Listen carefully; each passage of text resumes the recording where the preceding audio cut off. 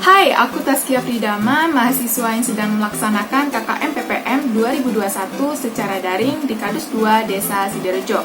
Jadi, hari ini aku akan memberikan sedikit informasi kepada Bapak, Ibu, rekan-rekan sekalian tentang pentingnya peningkatan kualitas air dalam pencegahan stunting. Stunting merupakan gangguan pertumbuhan yang biasanya itu disebabkan oleh masalah nutrisi. Tapi tahu nggak sih, selain masalah nutrisi, stunting ini juga dapat disebabkan karena kualitas air yang kurang bersih di dalam kegiatan sehari-hari. Air yang kita gunakan saat ini, yang kita dapatkan dari air sumur, atau air PDAM, atau air tada hujan, itu kualitasnya belum tentu bersih loh. Apalagi dilihat kondisi saat ini yang ramai penduduk dan padat penduduk itu membuat septic tank dan sumur itu sulit mendapatkan jarak yang optimal. Hal tersebut membuat sebagian air tanah itu tercemar oleh bakteri E. coli. Bakteri Escherichia coli atau yang kita kenal dengan bakteri E. coli ini merupakan bakteri yang hidup di dalam usus manusia yang berfungsi untuk menjaga kesehatan sistem pencernaan di dalam tubuh kita.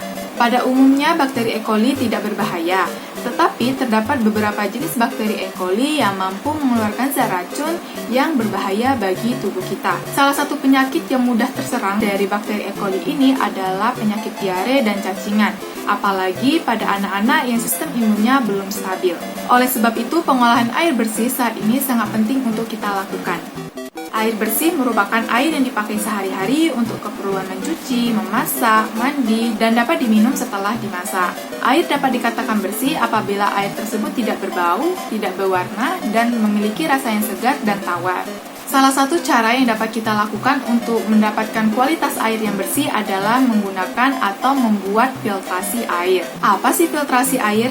Nah, filtrasi air ini adalah suatu metode penyaringan air untuk menghilangkan zat padat tersuspensi dari air melalui media berpori. Terus gimana sih cara membuatnya? Yuk kita simak video tutorial pembuatan media filtrasi air yang sederhana untuk keran di rumah berikut ini. Alat dan bahan yang kita gunakan itu ada cutter, spidol, busa akuarium, pasir kasar yang telah dicuci minimal 3 kali, arang kayu yang telah dicuci bersih, tisu, botol bekas, lem tembak, dan pipa. Untuk alasan keselamatan, kita pakai sarung tangan ya. Pertama, kita akan memotong botol bekas menjadi 2 bagian, yaitu bagian atas dan bagian bawah.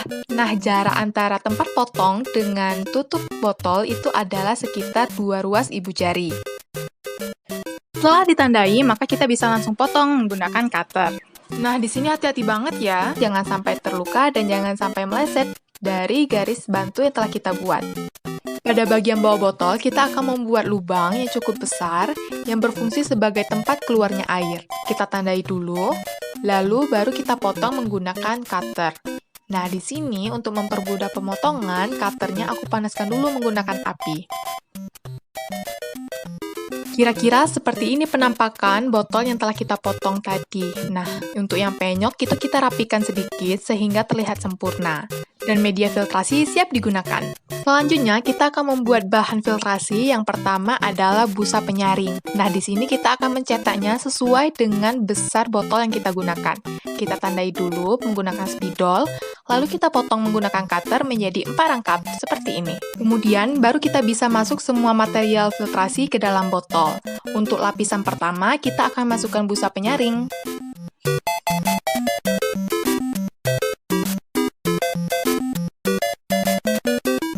Setelah busa masuk dengan rapi, kita akan memasukkan lapisan kedua, yaitu arang kayu. Jangan lupa, arangnya dicacah menjadi bagian-bagian kecil.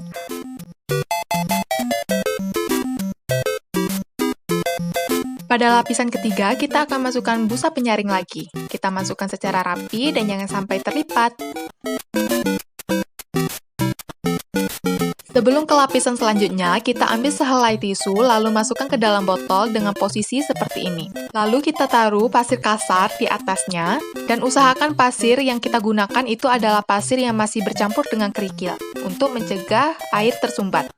Masuk ke lapisan kelima, itu adalah busa penyaring. Nah, nanti di atas busa penyaring ini, kita masukkan arang lagi. Kita rapikan.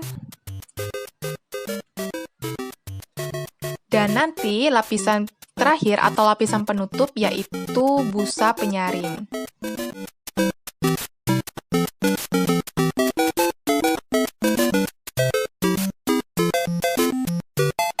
Setelah rapi, kira-kira penampakannya seperti ini. Pada tahap terakhir, kita akan membuat media penyambung antara media filtrasi dengan keran air.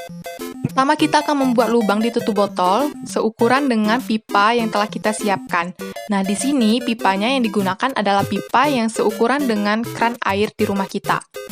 Kita lingkari, kita tandai, lalu kita potong menggunakan cutter. Nah, di sini tetap keselamatan nomor 1, pelan-pelan aja, yang penting nanti hasilnya rapi. Nah, kita potong mengelilingi tanda tadi, lalu setelah itu kita masukkan pipa ke dalam lubang yang telah kita buat.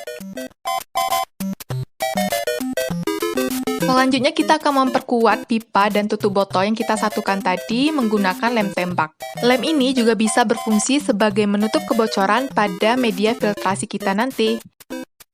Sebelum kita menyatukan bagian atas dan bagian bawah botol, kita akan masukkan batu terlebih dahulu ke dalam media filtrasi. Batu di sini berfungsi sebagai alat penyaring sampah-sampah besar pada air. Setelah semua siap, baru kita bisa menyatukan bagian atas botol dengan bagian bawah botol. Nah, caranya itu dengan menggunakan lem tembak. Setelah bagian atas botol diberi lem, maka kita bisa menyatukan dengan bagian bawahnya. Nah, di sini kita tutup rapat, kita rapatkan, jangan sampai ada yang terbuka. Sebelum itu, kita lem lagi supaya tidak terjadi kebocoran.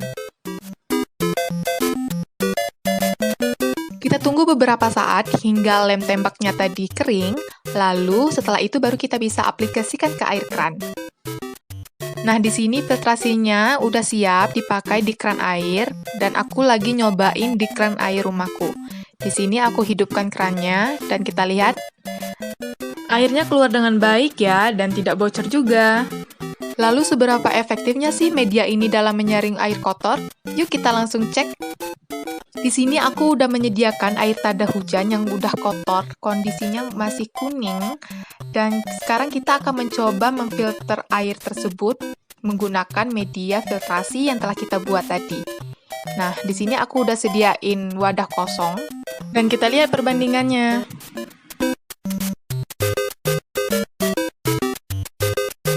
Nah, di sini kita bisa lihat hasil air yang telah difiltrasi itu lebih jernih dibandingkan dengan yang belum difiltrasi. Sekian dulu tutorial pembuatan filtrasi dari aku, semoga bermanfaat. Yap, video tutorial tadi merupakan sekaligus video penutup dari video ini. Semoga tutorial dan materi yang aku sampaikan tadi bermanfaat dan dapat diterapkan di rumah masing-masing ya. Tetap sehat, tetap semangat, dan sampai jumpa!